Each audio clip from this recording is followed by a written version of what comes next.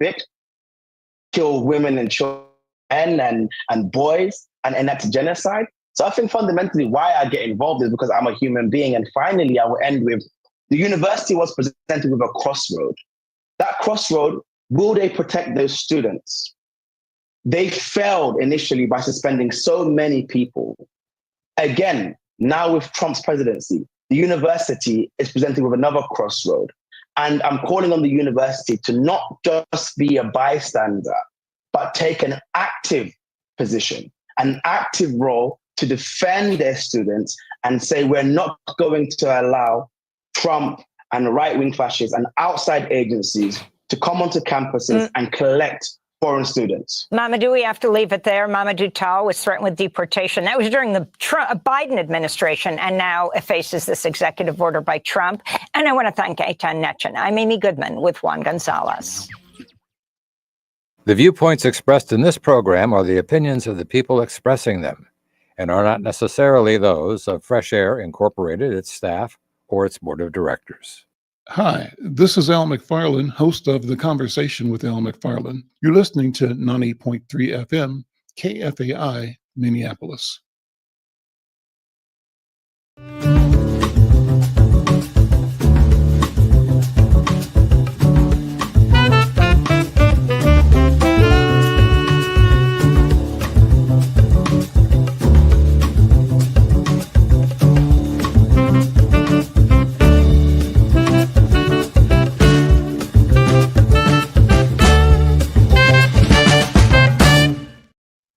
I'm Al McFarlane. Welcome to The Conversation with Al McFarlane. I'm glad to be here and glad to have you along today as well. Today is February 4th, 2 weeks into, it seems like 2 years into the Trump administration. A lot to talk about today. Before I start with my first guest, Corey Day is a former head or executive director of the DFL of Minnesota. And a guy that's in the know about Minnesota DFL politics. He's going to be joining me in just a second. But before I do that, I want to invite you to support this program by obviously supporting KFAI at any time, every time we do pledge drives, show up and support this fine station. But you can support this program by subscribing to The Conversation with Al McFarlane. Go to YouTube, Insight News MN, and simply subscribe, like, and share. No cost. It simply means you'll be alerted when we go live with programs today and every day of the week. We stream 5 days a week. Good information, good people, good guests, and people from around Twin Cities and around the country, sometimes from around the world.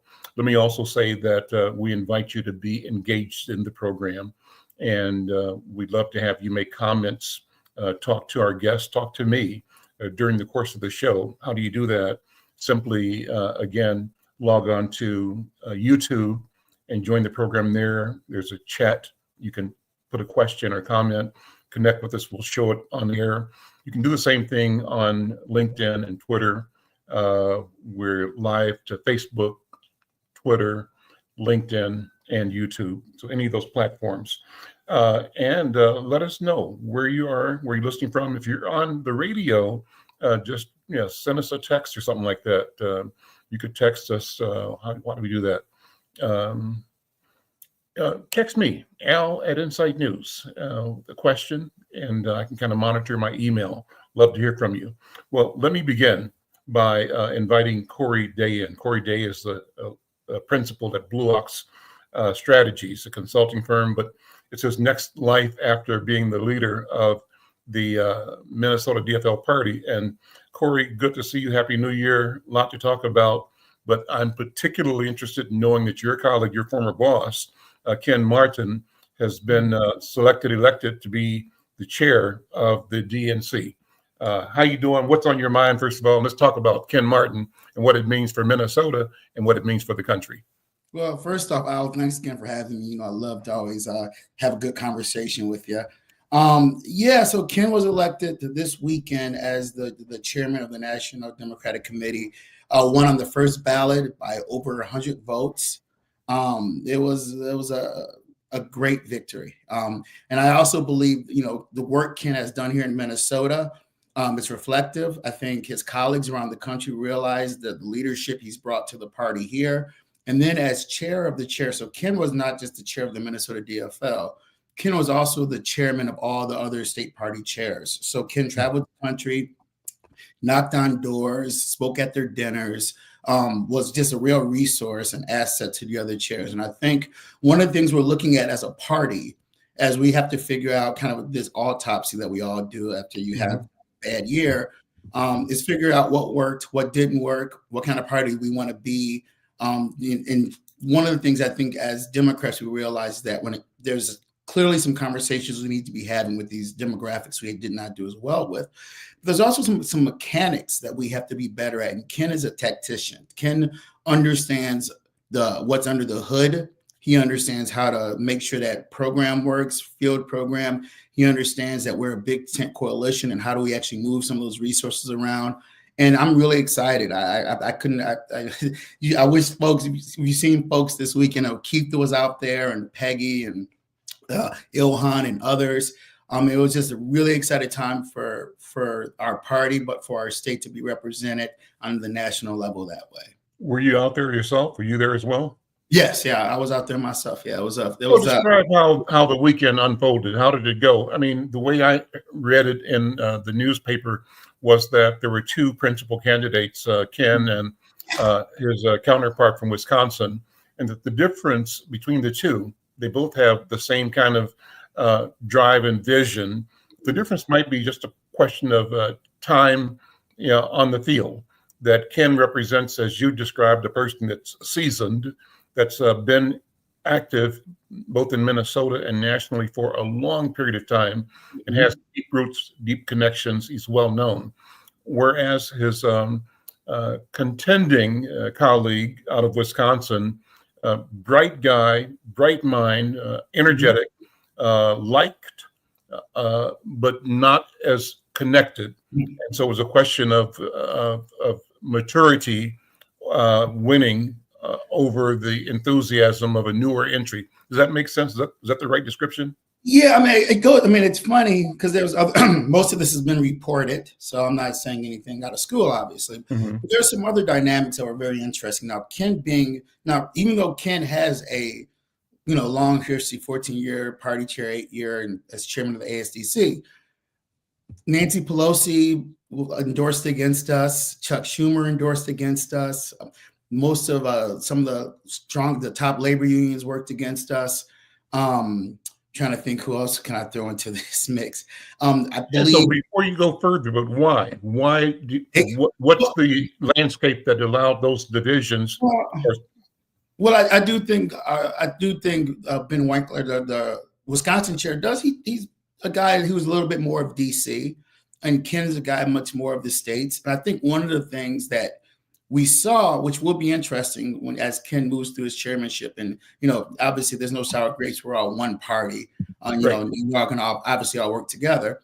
But I think the one thing that Ken's unapologetic, and I love that Ken is going to be able to start this chairmanship, with no favors owed, right? I mean, Ken, the one thing Ken has been doing, and this is the reason I believe Ken won, is that Ken has been fighting for state parties, knowing that the lifeblood of our democracy, of our Democratic Party, is not in Washington, D.C., but it's in Mississippi, Alabama, Minnesota, Wisconsin. And what really happened, and I'll tell you what the real difference was, and I hate to, we still get a lot of ill feelings about this, but I'll use 2017 as an example when Keith ran for Democratic Party chair again, and he was bested by Tom Perez.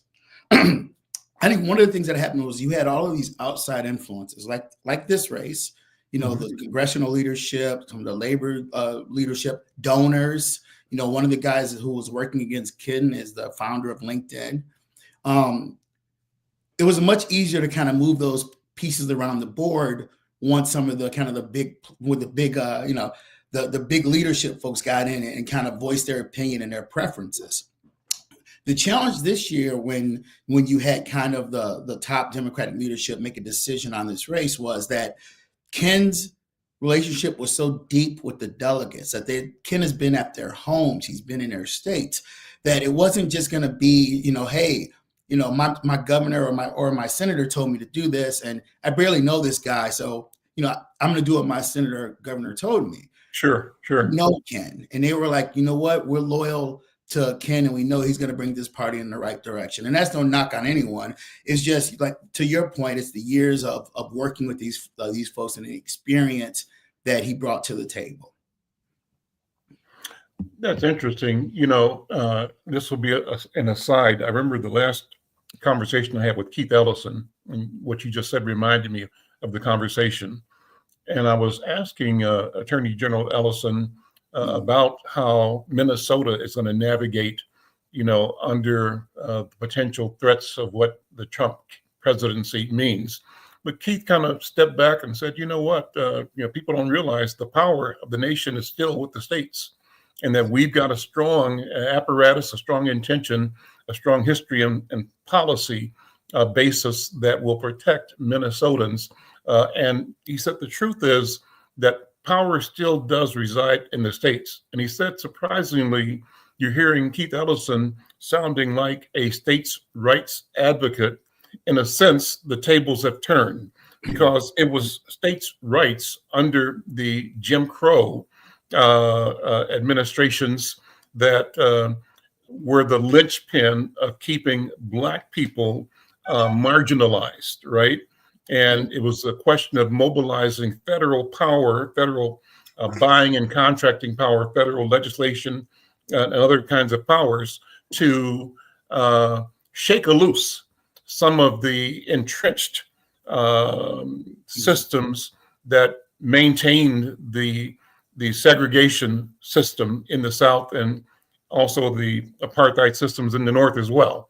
And so here things have changed. Talk about that, because you said that what Ken has done is he's got relationships with individual state parties across the country. So go into that more, because I think that's kind of what Keith was saying too, where the power really lies going forward.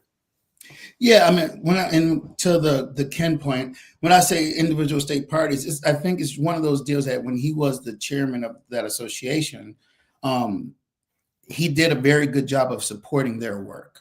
Mm-hmm. Supporting, when, if Florida needed to help with some donors, Ken was out there trying to find donors. If Iowa had an election coming up, Ken would get the DFL bus all gassed up and drive down there. And to the point, we have this big Supreme Court race coming up in Wisconsin. I guarantee you, Ken is going to muscle all the resources he can. I'm sure he's going to put on his door knocking shoes, and he'll be out there also fighting that fight. And so what Keith is saying is that, and we're starting to see this, Al, we're seeing this when Mayor Fry stood up and made it very clear that, he's not going to kowtow to some of these crazy Trump ideas when it comes to having ICE agents roaming the streets of the city of Minneapolis, just picking people up. I think we're starting to see some of our local officials come together and realize they're going to push back on some of these Arcanian Trump policies that we're seeing. So when it comes to local, at the end of the day, most of these states do have local control, and most of these states have the ability to, and we're seeing it now. And here's the ability to push back on us. But what's really crazy, what we're really seeing is Trump is testing the extent of his power. And we're seeing everything he pushes out. We're seeing that it's going right to court, and the courts are, looking at how unconstitutional these moves are. And I think what you're seeing states around the country starting to do is not allowing the federal government to bring in these unconstitutional policies to their states. And they are coming together and they are pushing back on that. And I think that's what Keith is alluding to. Okay. So let's talk about where we are with all of the executive orders. How did you take them as they were unfolded, day one, day two, day three, in your circle? What were you hearing? What were you feeling? What's the water cooler conversation about? Geez, is this happening for real? I mean, what happened with you? How did you feel about it? I was out in Maryland during the DNC meeting, so obviously a lot of talk going on about those orders. But there's also the piece that we have to be realistic about. He said it all out loud. He's not sneaking anything in. There's nothing he's doing that he did not campaign on. Mm-hmm. And so this is something as American people, we have to figure out and find ways to be on the side of the resistance when it comes to, especially the fact that these orders that he's pushing out aren't even constitutional. I mean, the idea he's trying to get rid of the birthright is unbelievable. I mean, I always love our good friends on the other side talk about the Constitution. They carry their little book around, but they're as quick to trample on it, as quick as they can if it benefits their folks. And I think this DEI stuff we're seeing, which is unbelievable, that press conference after that tragic crash was one of the most disgusting things I've ever seen. For you to come out when you have 67 souls we lost that night, and the first thing you do is blame DEI for bringing out an airplane and crashing into a helicopter, tells you what kind of president we have. But not just that, it tells you the mentality that we're going to be dealing with for the next 4 years, that nothing you've done, Al, nothing I've done has been earned. It's been given to us. And the only way that we think we can fix this country's ills is making sure, and this is not being, being racist or anything like that, but that the white man's back in charge of all these things. And if it's about merit based, there's not even a chance that you're going to see any brothers or sisters of brown or black people ever be in those positions of power. I think we have to be real about this, unfortunately. We have to be real. What they're saying out loud, what they're doing is not very, it's not that far below the surface, what you're trying to say about all of these DEI things. And we have to even look at the fact that they're doing this, and think of all the companies that have just fallen suit to them. Our good company, Target, who has been such a good partner for so many years, how fast did they kowtow to this whole Trump, Trump kingdom and, President Elon Musk, as Governor Walz says. We've really got to be on our tippy toes and really be paying attention to what's going on in this country, because don't lie to yourself for 1 second. All of these orders, all of these moves are aimed at people of color. They are aimed at immigrants. They are aimed to make America great again. It's going back to the Jim Crow days in the 1950s when you and I couldn't even walk, we couldn't go into the goddamn restaurant now. I'm Al McFarlane. This is The Conversation with Al McFarlane, talking with Corey Day. He's the principal at Blue Ox Strategies. He's the former state director for the Minnesota DFL. We're talking about just the political environment, and particularly about his former colleague, Ken Martin, who has been selected to lead the Democratic National Committee. It's a big thing, I think, for Minnesota. Let me go back to that because I remember, obviously being so excited to have Tim Walz on the ticket with Kamala Harris. And I had played scenarios in my mind of what could happen in terms of Minnesota and local politics, but also national politics.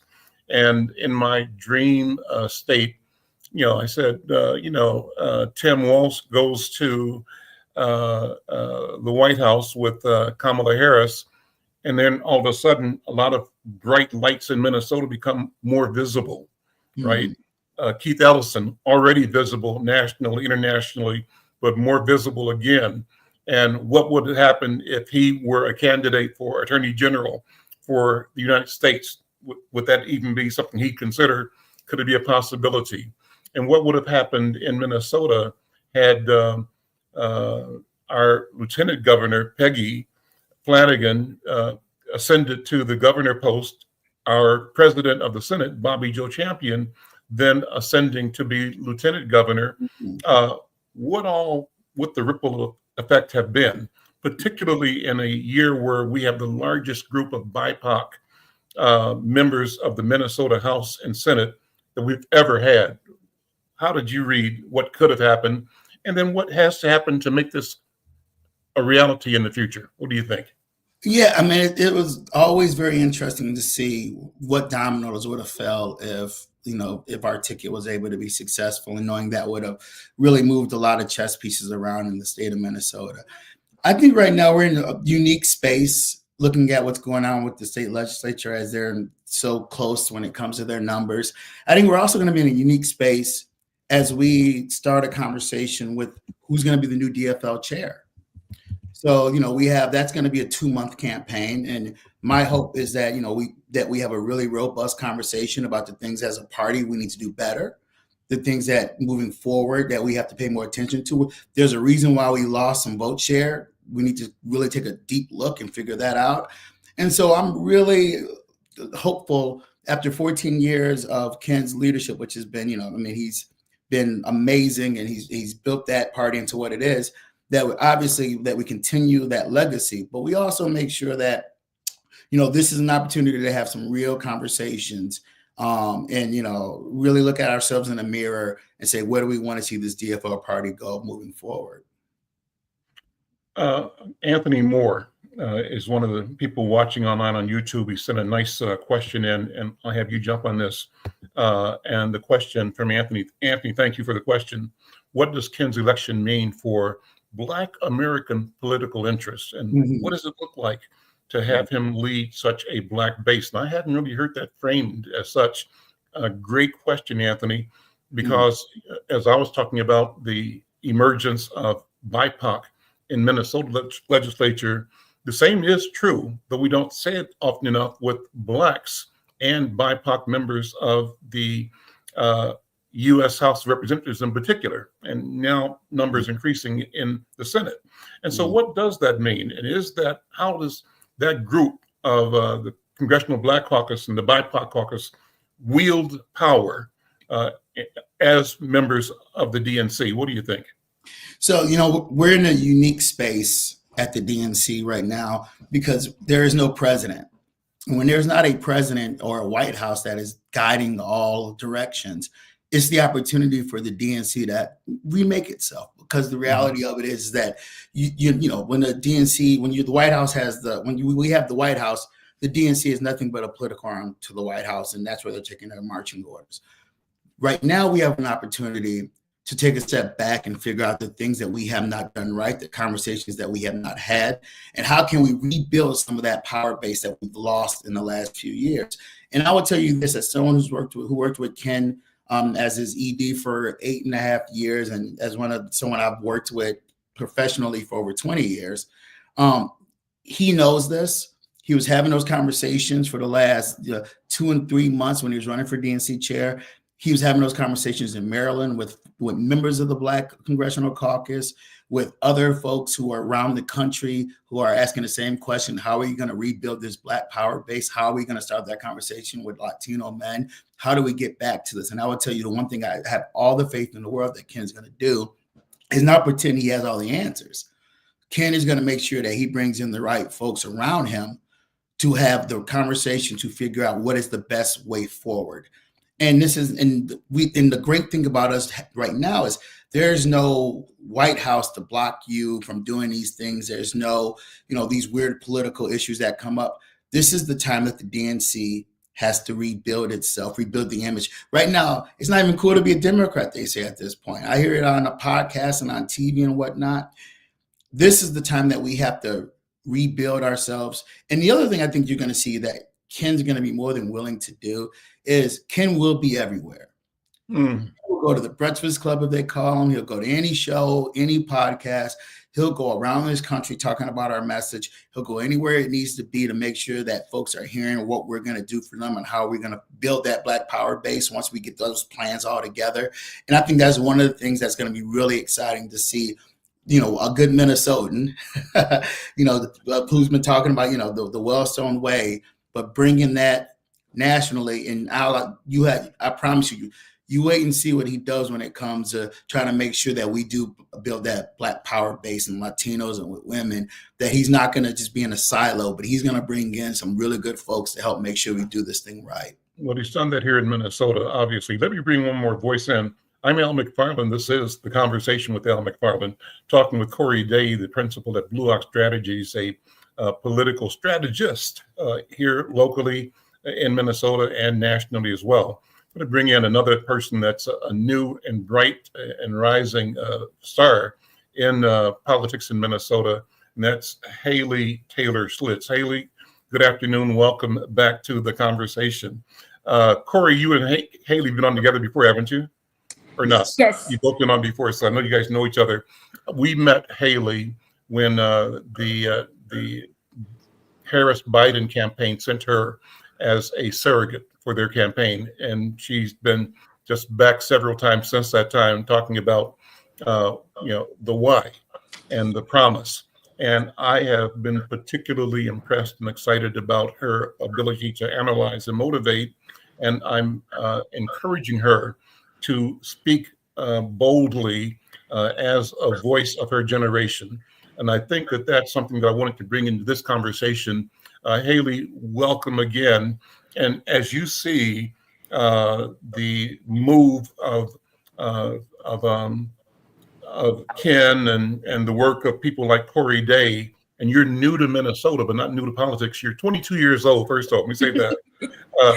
How do you see motivating and exciting you and your cohort to take your place and to step up and to be active? What are your thoughts?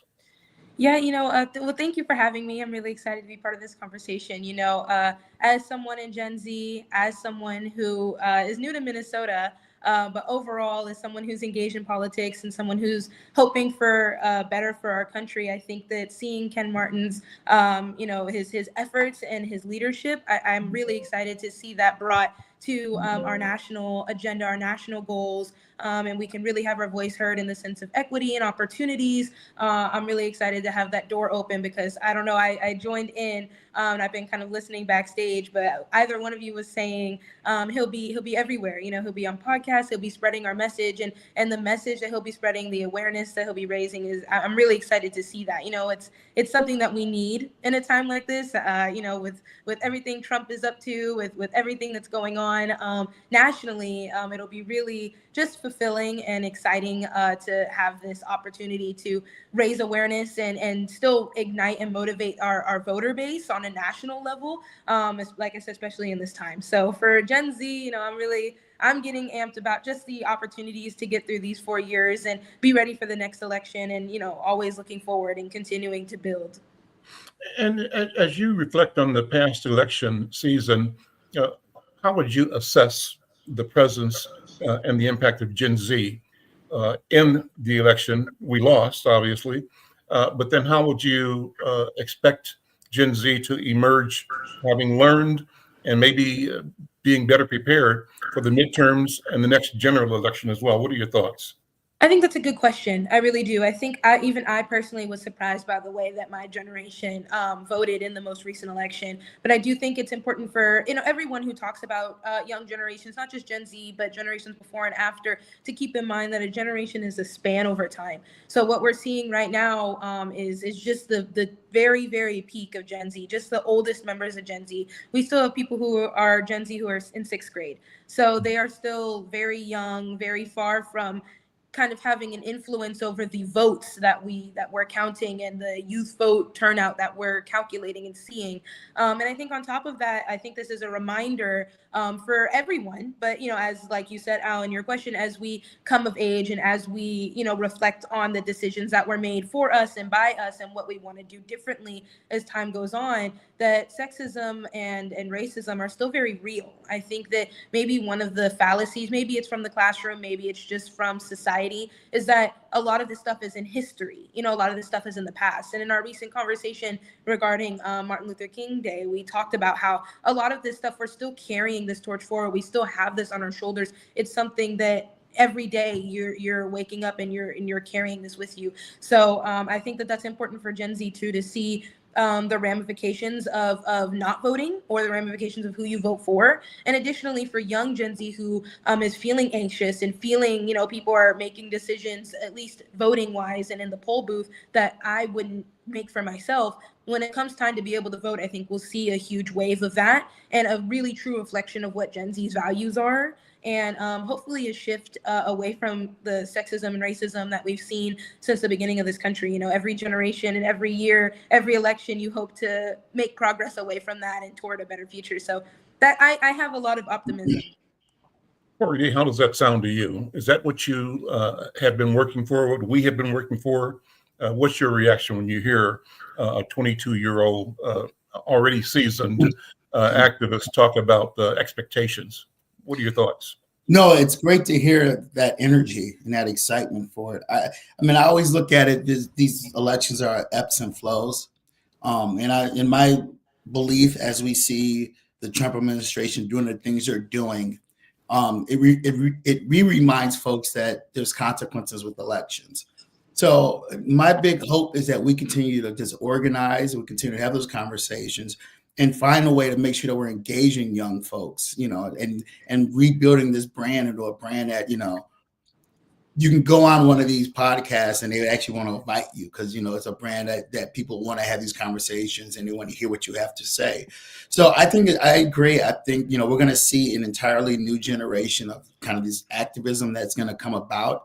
And I think it's being spurred by the reality that I think most folks, young folks, some of these folks who came out who usually don't vote, who voted for Donald Trump, are saying these are the consequences of those actions. And we're starting to see it with these stupid tariffs or, I mean, every day is something new. I mean, it's like you can't keep up. It's like drinking out of a fire hose as you watch this administration just run down and try to trample every right that they can. I've got an article in Associated Press on the tariffs. So it's a good segue. It's an article by Ken Moritz Sugu and Huzong Wu.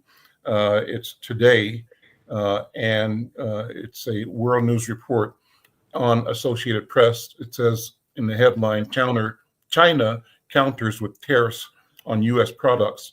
It will also investigate Google. And with the Beijing dateline, the article says China announced retaliatory tariffs on select American imports and an antitrust investigation into Google on Tuesday today, just minutes after a sweeping levy on Chinese products imposed by U.S. President Donald Trump took effect. The article goes on to say that American tariffs on imports from Canada and Mexico were also set to go into effect Tuesday, before Trump agreed to a 30-day pause as the two countries acted to address his concerns about border security and drug trafficking. Trump planned to talk with Chinese President Xi Jinping in the coming days. Let's see, what else can I say here? Yeah. And so, let's talk about tariffs, the tariff strategy and the consequence for ordinary people. In the news this morning, they were saying that places like the Waffle House have decided to add a 50-cent surcharge on per egg. And we, had the campaign where Trump was saying prices are going to go down and inflation was not going to be a problem. But the opposite is happening. What about that, Corey Day? What about tariffs and the impact, and how are we going to feel that? And as we feel it, what are the options for ordinary consumers, for Americans, as they go forward? Tariffs have not worked in over 100 years. I mean, what the George Bush voodoo economics, Hoover, it didn't work for the Great Depression. Even Ronald Reagan knew that tariffs didn't work. They don't work. The only person who feels the pain from the tariffs is the middle class. The same way, I'm sorry, I don't see rich folks going to the Waffle House who's going to be hurting from that 50-cent tax on the eggs. It is purely a show for Donald Trump. How fast he didn't get anything out of Mexico. There were already troops on the border in Mexico. He didn't get anything out of Canada. And people, I think Jon Stewart pointed this out yesterday on the Daily Show.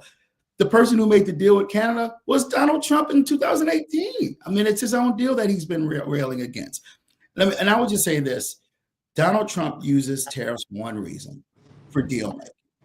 Donald Trump wants the Apples of the world and the Googles of the world to get carve-outs and tariffs. And that is his ability, that is his leverage to have all of them come to his big castle over in Mar-a-Lago and kowtow to him and beg him, please do me a carve-out on tariffs. Please, Mr. Donald Trump, we'll figure out a way to make sure that we backdoor you a few dollars here. This is so clearly just another tool that he loves for deal making, because not one economist, the Wall Street Journal, not one paper, not even conservative news says that this works. Yeah. The AP article says that the top 10 imports from China are cell phones, Number 1, computers and accessories. Number 3, electric and industrial equipment. Number 4 would be toys, games, and sporting goods. Number 5, appliances and furniture. Number 6, clothing and textiles. 7, car parts. 8, telecommunications equipment. 9, cookware, cutlery, tools.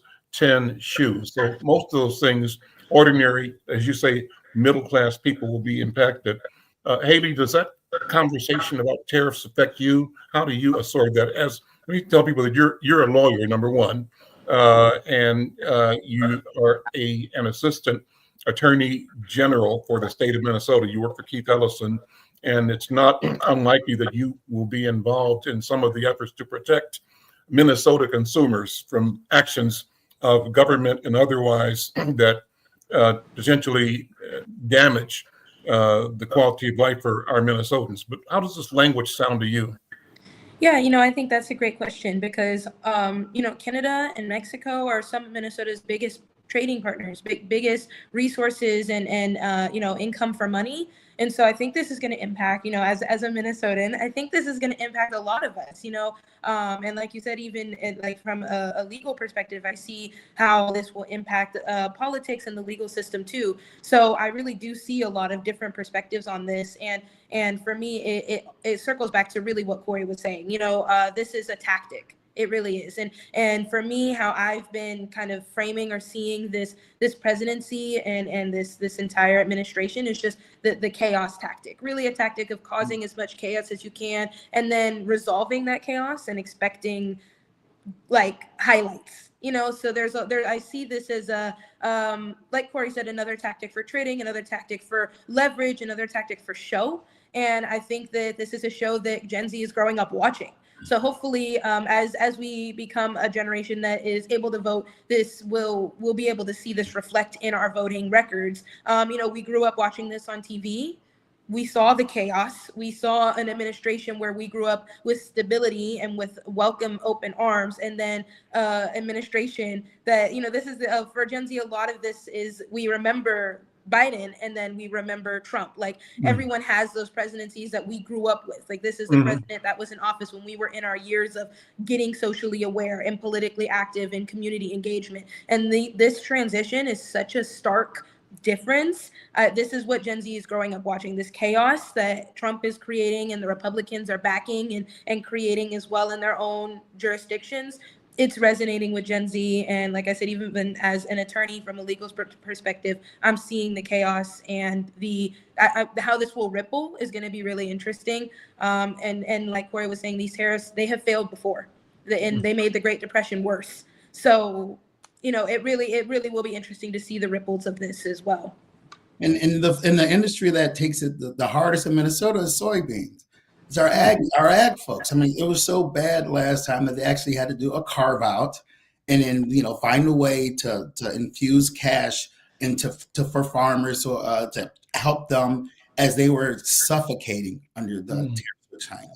So I mean, it's ridiculous, and it's almost one of those things where we go back to the fire hoses. I'm sitting here and I'm seeing these confirmations of these folks that they're bringing into the administration. I mean, it's funny when you have these folks talk about DEI and you see these people that they're hiring. I mean, it's unbelievable. Oh. Yep. Let me go back to Anthony Moore. Anthony, again, thank you for putting your questions and comments in the chat. Anthony says, how do the Democratic Party operatives effectively communicate the interests of Black American grassroots political movements and ideologies? He says there's been a tepid acknowledgement without robust advocacy. What are your thoughts? Let me go with you first, Haley. Because I think what's at stake is what will it take to keep young people engaged, excited, and feeling the weight of both history and the future, and feeling a sense of both accountability, but a sense of satisfaction that they have the power. They know the power they have to shape the future of community and of country. What are your thoughts?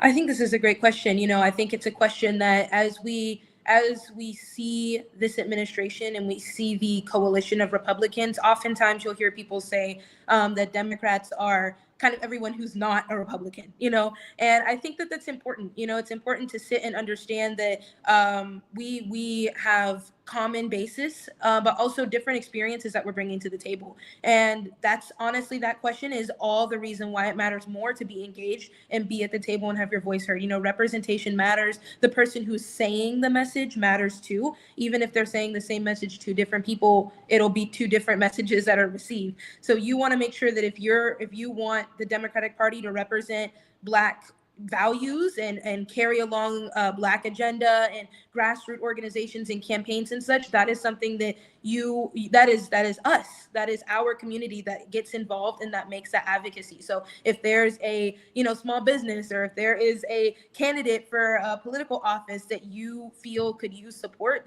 this is the space to organize that and to bring that. Because at the same time, although the Democratic Party sometimes is referred to as a group of people who are not Republican, that we are not Republican, a lot of us, for a reason. Like oftentimes when you look at the Republican agenda, or all the time when you look at the Republican agenda, you can see how directly against people like us it is. Like Corey was talking about earlier in the horrific plane crash, and how it was automatically blamed to DEI. Like there's any correlation. There's no sympathy. When he was asked, are you going to visit the site? He said, what am I going to do? Go swimming? You can see the just lack of empathy, the lack of morals, the care that they do not have for diversity and for equity and for inclusion. But the Democratic Party that's its core, is diversity, equity, and inclusion. So it's open to including our voices, and we just need to speak up. So I think that's a great question, because it really is the question of the time. And like you said with your question, Al, as my generation comes to the table as well,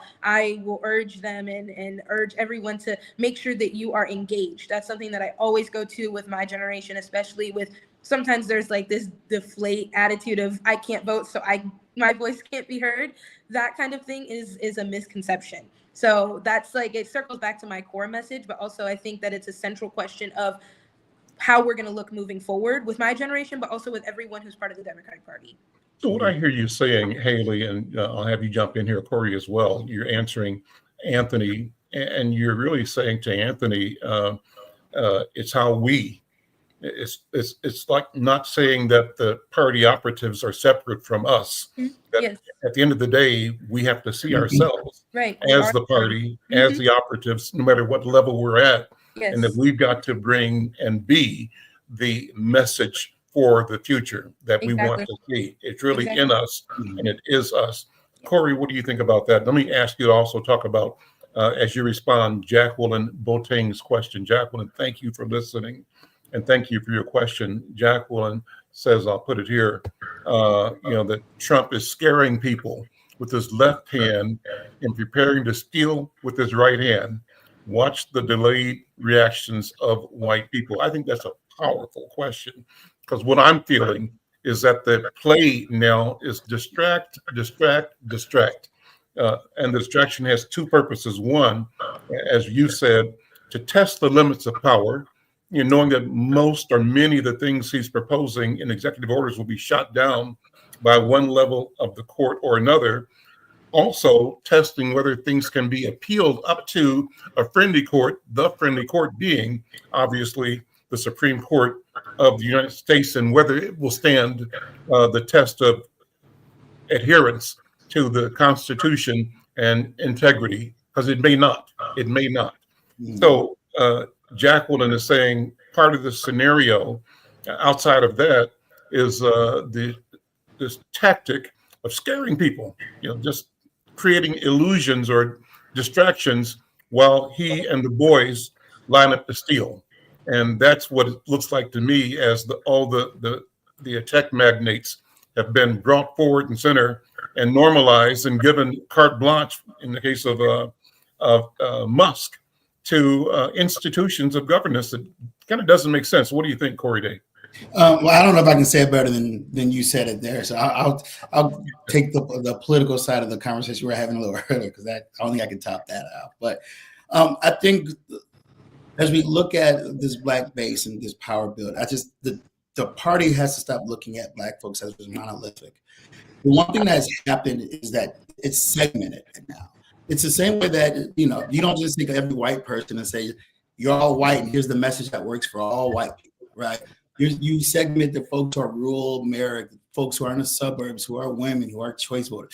The problem I think we've seen over the years, and why you're seeing the erosion, is that you can't just put every Latino person in the same bucket. You can't put every Black person in the same bucket and have those kind of played out old messages that have been used for years, thinking that applies to me the same way it applies to a 20-year-old Haley as it applies from someone in Duluth. Just because we're all Black doesn't mean that the same messages all applies to the three of us. And I think once we kind of realize that all of these different constituency groups need to be treated and have a different treatment in the way that you talk to them. And because it surely happens, I mean, they don't speak to the Jewish community the same way they speak to, folk, progressives in the city all the time. Mm-hmm. They find a way to figure out how can we figure out good messaging to these communities. And then the second thing, it's good policy. And the reality is we have to see policy that's going to reflect who we are in our lives. Mm-hmm. It can't be just this, show up at the last week of the campaign and let's find a barbershop and we'll talk to you. I mean, the idea that the assumption that all Black people are alike and all Black people care about, I mean, there has to be a little bit more effort that's going to be put forth to understand that this is a very mixed country where folks are coming from suburban areas, from urban areas. And just because their skin is always maybe the same color does not mean that the way they view their worldview is the same. And I think that's something we as Democrats have to figure out. How do we have that big tent conversation? Because we do have that with other groups, but we're the base of the party. And at some point, there's a part of us that we need to become a constituency of the party. Yeah. That might be the way that we're going to get more attention. Yeah. Go ahead, David. Oh, I was just saying I completely agree, and even from a Gen Z point of view, I think that's the intersectionality. I'm looking at it from that lens of everything Corey is saying, but then twofold for my generation. My generation is often seen as activism is done entirely online or entirely on social media, but there is that conversation that happens, like you were saying, Corey, of having that conversation. Well, having a conversation means engagement, taking that to the next level of this matters enough to not just post about or not just, let go or let off the hook, taking that to the next level. And so, and vice versa, for political candidates, like you were saying, not just going to a barbershop in the last week, engaging Gen Z is not just posting a TikTok either. So I think it goes both ways. So, and that's a conversation, it takes two to talk. So I echo everything Corey was saying. So Neil in the chat raises a question or makes a statement. I've asked him to say more. Neil, explain what you mean, but as I can see it here, can't say all the words, but be clear that MAGA is, he calls them fascist Trump pansies, that they're going to throw mess everywhere at anyone. And he says that the only the African-American MAGA likes is Elon Musk. I'm not sure what he means there. Does that resonate with you at all, Corey? What's he saying? Neil, you can tell us what you're saying too. I think I get the gist of what he's saying, but I think the one thing we should, and actually a friend of mine said this, and I'm echoing something he said. But one of the ways that we should look at where we're going right now, when we look at DEI, is they're looking at desegregation at the end of the day. At the end of the day, I want to just make sure that we want to go back to those days. That's exactly what they're saying now. That's what that means. I mean, when you really kind of unpack it. So yeah, the mega stuff. I mean, just it's some of it is we've allowed folks within our coalition to get fooled, and that's on us to an extent for not articulating our messages and being in the spaces we need to be in. And and not to go back to Ken, but I have all the faith in the world that Ken, as he pulls together his plans at the DNC and he starts pulling together the coalitions and his team over there, that these are going to be some of the things that they're looking at, and they're going to give it the real consideration about how do we fix these issues that we clearly are having as a Democratic Party, this identity issue that we have where we don't have one. We got to figure that out. And I believe he's going to be great at helping figure that out nationally. Haley, as a lawyer, what do you make of the administration sort of weighing firing FBI agents in response to January 6th? Sort of it sounds like they're lining up anybody that they thought had something to do with the January 6th work they want to get rid of right now. And am I reading that right? Is that what it sounds like to you? That is what it sounds like to me, and I think it'll be interesting to see as time goes on what information is revealed. Oftentimes we, retrospect is 2020. So as we get more information and as the pieces fall, we can see more and more of more will be exposed. I think that it's messed up. There's a lot at play. There is a lot at play, and I think that the January 6th, treasonous attacks were not accidental. That was intentional and organized. And, Trump knew what he was doing, and, the stand down, but be ready type of comments. This was all this is all connected. And so even from like to answer your question from a legal perspective, seeing, like I said, it'll be interesting to see what information is revealed and then see what legal actions and what legal consequences can occur because of the decisions that were made and, in the Trump administration. So from a legal perspective, just thinking with that legal side of my brain, I'm interested to see what more facts there are, because oftentimes, or almost all the time, arguments are made based off combining the law and the facts. So looking at what's revealed and what's said, and then what the law currently is, and making your argument work out of the two. So I think that that's kind of where I'm at in this. Obviously, it's everything, honestly, about this whole administration is sickening. And so it'll be really interesting to see what's exposed and what as the years go on, what's revealed and what legal arguments can be made by our expert attorneys in this country, seeing where this goes from there. But this is all very intentional. And I think that's important for us to keep in mind. And that circles back to what we were saying earlier in the conversation about organizing and having important conversations, because the Republicans are doing that. So, and also because we need to make sure that we get our agenda, if you will, or our values in place. Conversations need to happen, work needs to be done. So Black History Month, for example, now is being as part of the DEI sweep against DEI by the administration. They're telling federal government departments to not acknowledge Black History Month, not acknowledge Juneteenth, not acknowledge King Holiday. What does that mean? How do you take that, Corey and then Haley? Number one, why is it important that we resist? You used the term, Corey, early on, the resistance. I like that term. Is that becoming more of a descriptor of this broad people movement to resist the president's initiatives? Yeah, I mean, I think we're trying to get our footing still. I think folks are still trying to figure out what kind of messaging is best, but I think they're also trying to figure out, when there's 10 footballs in the air, you got to figure out which ones you're actually going to try to swap down. And I think we're still in that place where we don't know exactly, we can't be, that dog that sees a squirrel every 2 seconds. We have to figure out which fights are worth fighting, and then figure out we're still figuring it out clearly, but figuring out the best way to really message our positions and the positions of the people from these different arguments. I do believe they're gutting of the federal government. They're pushing around corporate America and ending any DEI, as if no person of color or woman in any department deserves that. Is corporate America inviting the push? On the one hand, it could be. They're saying, you know what, if you say so, if I have to, and a wink and a nod, because that takes them back to the way things used to be. Yes. Maybe, what do you think? No, I think, one of the things we used to say is, I think for a lot of these corporations, after what happened with George Floyd, a clock started, and that had an expiration date. And I think that expiration date was maybe a year and a half.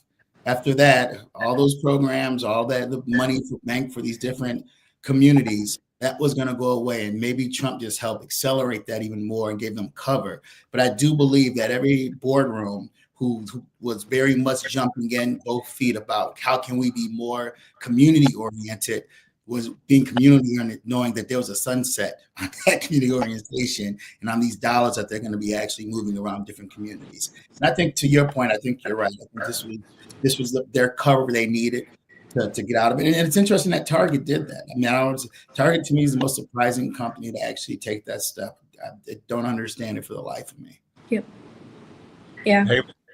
I agree. Target surprised me too, especially with, I used to walk into Target, especially around this time of year with Black History Month and then Women's History Month right after, seeing Black-owned businesses or Black artists who would have their art or have their clothes on display, kind of front and center. You'd walk in and it would be right there as a display. And I really appreciated that. It made me want to shop at Target more. I would buy, those items to support the businesses.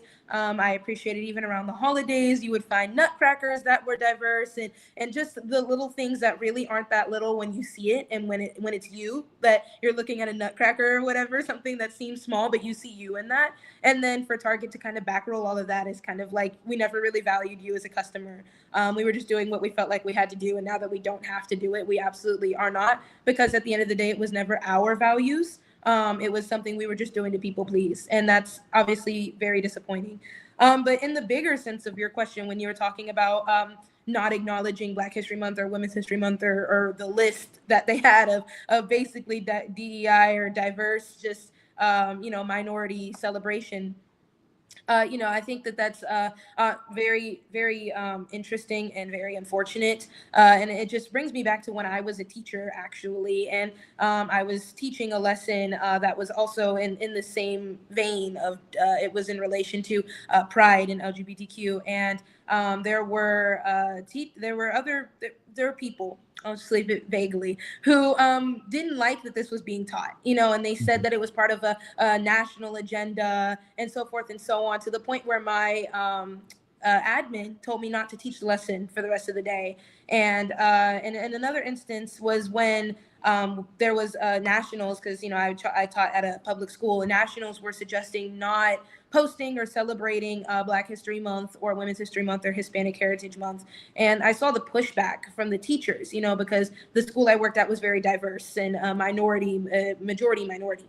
And so I saw the pushback from the teachers and the students about, no, that this matters. This representation matters. The message matters. The message is, you matter in this country, and we celebrate and acknowledge the contributions that you've made, and we appreciate that you're here. That's the message. We recognize that this has been a resistance, and it's a month to acknowledge how far we've come, and a month to acknowledge that we have far to go, and to bring that energy for the next year. And to see the teachers resist, and to see, like I said, the other side where I started, we're not going to teach that, the resistance to teaching these lessons in relation to these topics. Really interesting to see how those parts moved. And it was really inspiring for me to be part of the community of teachers that resisted not acknowledging the value of these celebrations, the value of this recognition, the value of just the empowerment in the community. So on one hand, what Corey was saying, like we were saying earlier, this chaos-driven